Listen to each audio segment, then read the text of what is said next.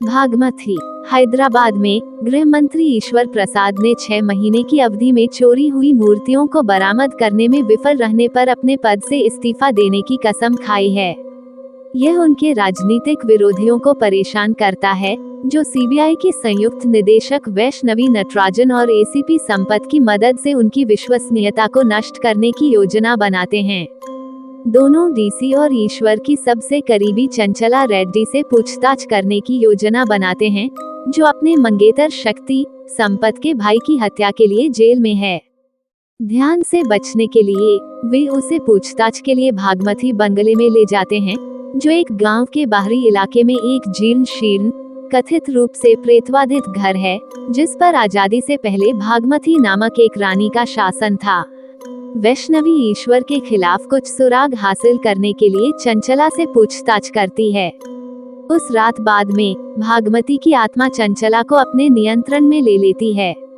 CBI team मामले की जांच के लिए एक मनोचिकित्सक को बुलाती है, जो इस निष्कर्ष पर पहुंचता है कि चंचला अवश्य ही सिजोफ्रेनिया से ग्रस्त होगी, क्योंकि वह एक अलग व्यक्तित्व धारण करती है और किसी किताब की कहानी ऐसे सुनाती है जैसे कि वो उसकी अपनी कहानी हो।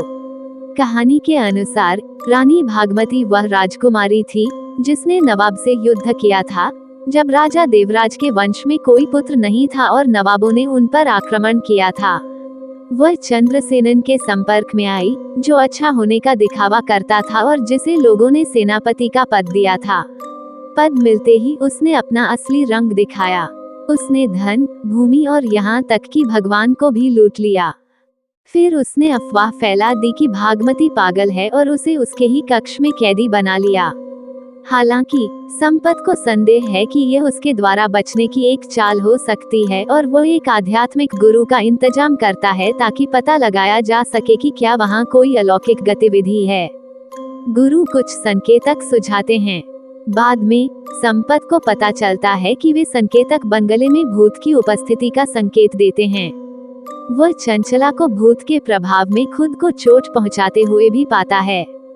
इसके चलते संपत चंचला को पागल खाने ले जाता है।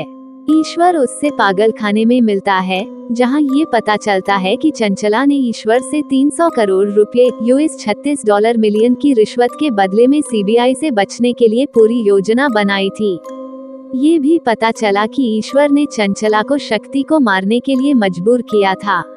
इस बीच वैष्णवी को पता चलता है कि चंचला रानी भागमती की कहानी का उपयोग करके ईश्वर के अपराधों की सच्चाई बताने की कोशिश कर रही थी, जो उसे बंगले में मिले विभिन्न लेखों और कलाकृतियों से मिली थी। उसे ईश्वर के कुकर्मों के सबूत भी मिलते हैं और वह जगह भी मिलती है जहां उसने शक्ति की हत्या करने के बाद गांव वालों को छुपाया था। जब ईश्वर को पता चलता है कि उसकी पोल खुल चुकी है, तो उसे संपत द्वारा मार दिया जाता है, जिसने सच्चाई का पता लगा लिया कि चंचला ने शक्ति की हत्या नहीं की है। इस प्रकार निर्दोष साबित होकर चंचला को शक्ति की याद में एक चैरिटी संगठन चलाते हुए देखा जाता है। वैष्णवी उसे बताती है कि उन्हें लगता था कि वे उसके बारे में सब कुछ जानते हैं, लेकिन उन्हें ये कभी नहीं पता था कि वो बचपन में एक महान जादूगरनी थी और वह अरबी जानती थी। चंचला ये कहकर जवाब देती है कि वो अरबी नहीं जानती। यदि ये कहानी आपको पसंद आई हो तो अपने दोस्तों और अन्य लोगों के साथ शेयर जरूर करिएगा।